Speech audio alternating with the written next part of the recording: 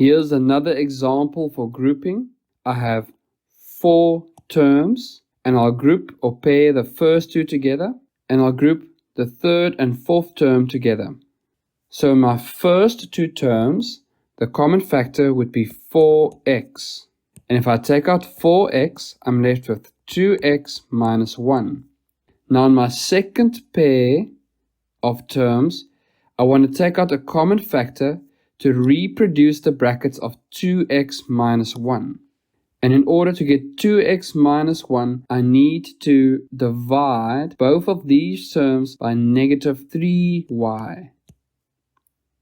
So if I factorize negative 3y, I have 2x minus 1 as my other set of brackets. Now I have 2 terms, and the common factor of both terms is 2x minus 1. So when I factorize, I have 2x minus 1, and my second pair of brackets would be 4x minus 3y.